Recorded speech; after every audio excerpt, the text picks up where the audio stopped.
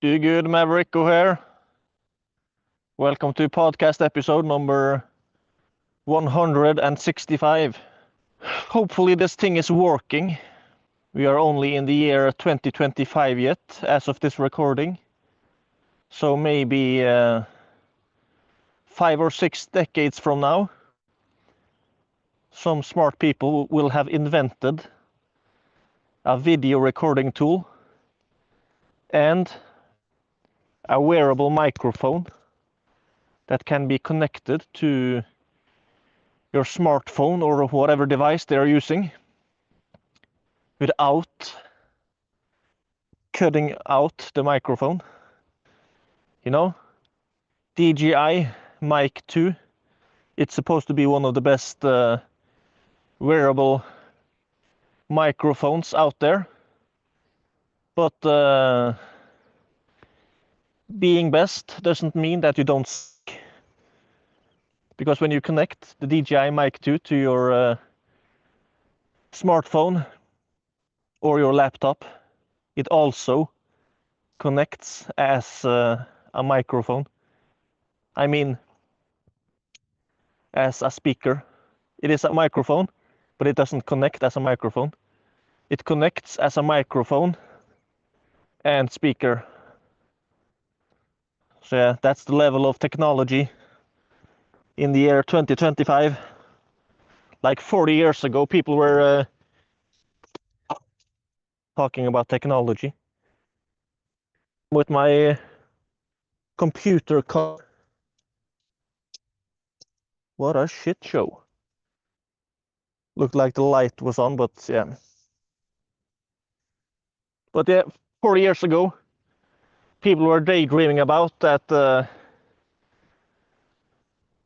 Yeah, in the year 2025, people would be driving around in flying cars and awesome technology like that.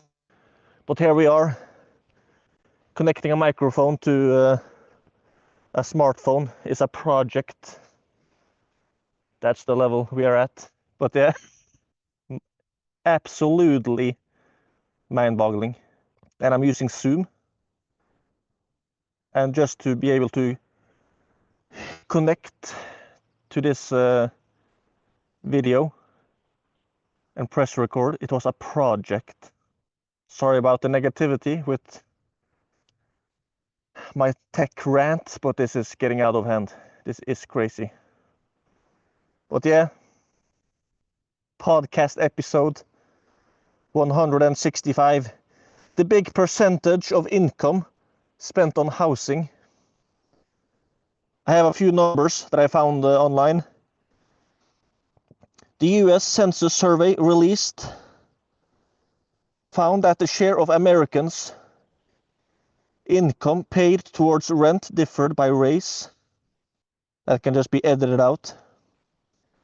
Here are some statistics from the US Census Survey. Nearly half of all renter households in the US were cost burdened in 2023, meaning they paid more than 30% of their income towards housing costs, according to new government data. And then there's another statistic from Axios.com from September 12th, 2024. Just over a quarter, 25.6% of US renters are spending more than half their income on housing, according to census data. So yeah, over 25% of the people in America that are renting are spending more than half of their income. Now that's renters. This podcast was about the big percentage of income spent on housing. And usually that's either rent or loan payments, mortgages, and also things like taxes and maintenance and all that kind of stuff as well. electricity. Yeah, you know.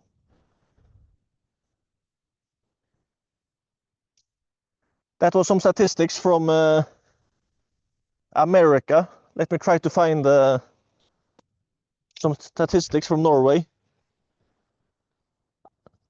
I wrote something about this a few days ago. In terms of like brainwashing people to believe. I just had it up here, but a tablet is also a shit show in 2025. I guess they need a few decades as well to get things to work properly. Shout out to Samsung. Yeah, here are some statistics from Norway that I found online. In 1976, the average home in Norway had the price of 1.3 average yearly salaries. So like 1.3 average yearly salaries to buy the average priced home in 1976. So yeah, 1.3 yearly salaries. But in 2025, the average home in Norway has a cost of about 21.61 average yearly salaries. So instead of 1.3, it's 21.61. And usually when I say these things, when I say that a house costs like 15 yearly salaries, I usually get a reaction like people are almost screaming. No, it can't be that bad. Oh, yes, it is. And when I was going to prove my point that it actually costs about 15 yearly salaries, 15 average yearly salaries for the average house or home, I was actually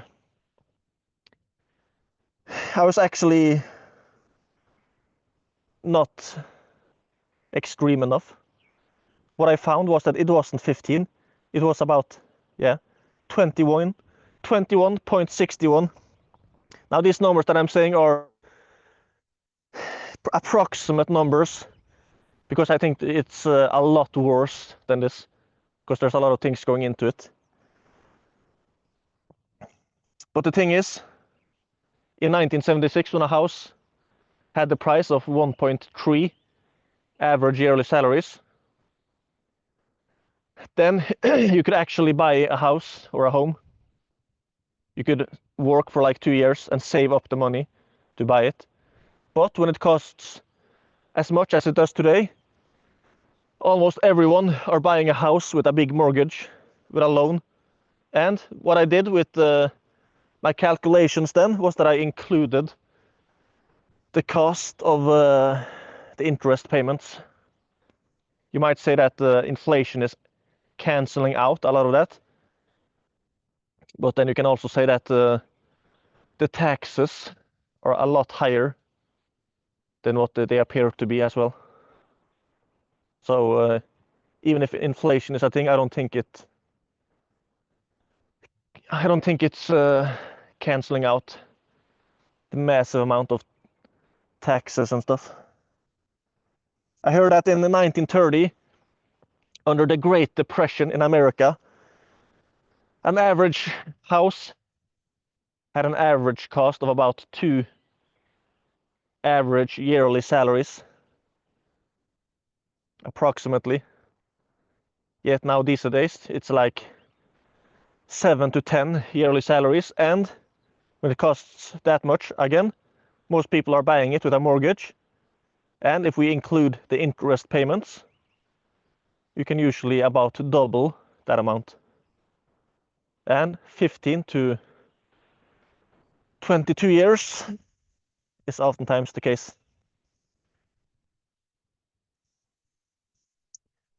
And yeah, I've been saying it for years that a house costs like 15 to 20 average yearly salaries. Usually the example I've been taking is like 15. And lately I've been saying 15 to 20. And when I did the math, it was like 21.61 I have a bunch of numbers here. I checked the average yearly salaries and average home prices for like around the end of 2024 or the beginning of 2025. So yeah, these numbers are pretty accurate that way, but like I said, it is still approximate numbers because who knows how to properly do the math on things like 10 different taxes and stuff. But yeah, my point with this is not just to be negative. My point is that some things that used to work really well, they don't work that well anymore. It is not all advice that counts as timeless wisdom. Some things are very dependent on the time you are living in. So what was great advice in the 1950s to the 1980s, it is not all that advice that is great today, you know, especially around money, because things have changed so much. Of course, 1971, when Nixon went off the gold standard, and almost the entire world ended up becoming fiat currency based, or you know, that almost all the money in the world turned to play monopoly money, fiat currency, not backed by gold, silver, or precious metals or land, things like that. And that's the case in almost all countries at the moment. So of course that changed a lot, but also when inflation and cost of living increased so much that a lot of people are struggling to do things that a family in the 1950s with one income, the husband working, the wife and 5 kids stayed at home. That lifestyle is a lot of people are struggling to pay for, even if both are working, even if the husband and wife are working. But of course, it is not that lifestyle at all if both has to work. It's I'm not judging anyone doing it. Absolutely not. I'm just saying that we're living in strange times in many ways. Because what family life do you really have if both you and your wife have to spend like 10 to 12 hours per day of almost every single weekday going to work? When I say 10 to 12 hours, usually people object. Like, it's not 10 to 12 hours, it's 7.5 hours. Oh yeah, show me. Show me the 7.5 hour version. You get up in the morning, getting ready, driving to work, parking, driving back home from work. If you include all of that, very often you're ending up with something like 10 to 12 hours. And if you have small kids, for both the husband and the wife to work full time like that, again, I'm absolutely not judging it, but I don't think it's ideal, you know. Now, all of this being said, a lot of this sounds like it's really negative. And in many ways it is, but comparing our current day civilization to the 1950s is kind of flawed, because in many ways the 1950s and 60s was a very unique time in history. It's not like the old days always was like the 50s and 60s. If we go back further, like 200 years or 300 years, okay, yeah, then it was usually way worse than it is today. It's not that we should go around thinking that everything was better before, because it wasn't. But much of my point of talking about the 1950s to the 1980s is because that seems to be where a lot of the mainstream advice is still stuck at. They are giving people advice for succeeding in life in 1950 to 1980. But it was a very different time. If you can buy a house for 1.3 to 3 average yearly salaries, and if you could have one man working, paying for a house, a wife, and 5 kids that stays at home, then that advice might be great advice. But when that same advice barely pays for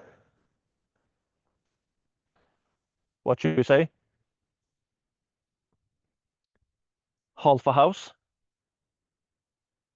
it's not really great advice anymore. But yeah, getting to my point, the positive thing is these days there's also a lot of opportunities that basically didn't exist in the 1950s, like the internet, social media, AI, things like that. So it's really exciting times these days as well, you know.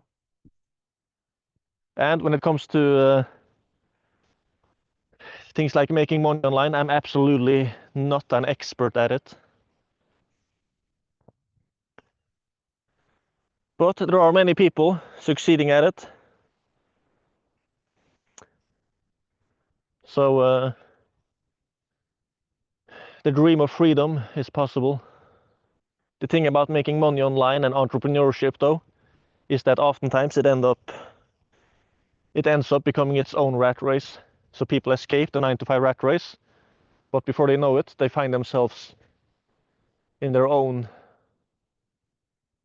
9-to-10 rat race, maybe. So when it comes to making money online, entrepreneurship, if you want a lot of time freedom,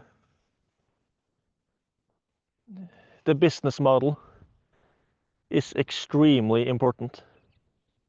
The business model you choose to build a business in has a tremendous impact on how easy it is going to be to automate it or to manage it and run it without spending that much time. And one business model, of course, there's thousands of different ways to make money online and as an entrepreneur. But if you're looking for a so-called lifestyle business where you can work like 2 to 15 hours per week while making like 5 to 6 figures in profit per month, I think there are 2 alternatives that are really unique, and that's email marketing and online paid communities. And one thing that I focused on a bunch lately is that I've interviewed a bunch of successful owners of paid communities that is making at least $10,000 in profit per month. I'm going to interview at least 30 of them for my online education and community platform. terrific30.com. But yeah, as of the time of this recording, I've interviewed about 12 of them, and it has been mind-boggling. Really fascinating. The lady I interviewed like 2 weeks ago on one of her paid communities, she had it for like a decade. It had lasted a long time. And these days, it required like 2 to 3 hours of work per week for her to manage it. She had a virtual assistant or a freelancer helping her, things like that, but for her it took like 2 to 3 hours per week. Another guy from Germany I interviewed a few weeks ago, these days he was spending less than 4 hours per week to manage his paid community. And a lot of them, a lot of the other ones that I interviewed, they spent a lot more than 4 hours per week, but several of them spent like around 15 hours per week to manage their paid communities. So there is a reason that I'm calling this book and course that I'm making, that I'm calling it or titling it Community Cash Cows. Because a lot of these people that are running these are actually running them like a cash cow. Now, just to be clear, my dream is not to only be working 4 to 15 hours per week. But from time to time, it would be really nice. So maybe you decide to work on a different project for a few weeks or travel, things happening. Then it would be really nice to have something where that could be possible, you know. But yeah, when it comes to online paid communities, in one way it is kind of like online courses and information products on steroids. That might be one way to look at it. That being said, an online paid community is a lot more than just a fancy course. Some communities are built where one expert teaching inside it is the main thing. Other communities are more built in a way where access to the other members is the main thing that are being sold. So that's something to keep in mind. Because you don't have to be an expert in order to build a paid community. You can hire experts to teach, or you can focus on access to other members. More like a mastermind, you know, where you might have a barrier to entry, things like that. But yeah, it is really exciting to think about that the dream of freedom is possible. Even if at the time of this recording, I've not even achieved it myself just yet, but yeah, still exciting stuff. In 2006, Tim Ferriss wrote The 4-Hour Workweek. I think he published it in 2007. But yeah, since that, from time to time, I've been asking people, like in Facebook groups, are there anyone working only 4 hours per week? Because the concept is just really fascinating. And usually what happens is that people are almost exploding section, like, it's a scam. It's not a scam. Some people are doing it. No, I'm not promoting idleness, just to be clear. Hard work is good, laziness is bad. That being said, there is a time and place for passive income and semi-passive income. So yeah. So apart from all my negativity about how expensive homes and different things are these days, and how much technology problems there still is these days, the great news is that there's also some really exciting opportunities. And what one man can do, another man can do. You know, sometimes you hear these stories online of young kids like 17, 19 years old, tens of thousands of dollars in profit per month.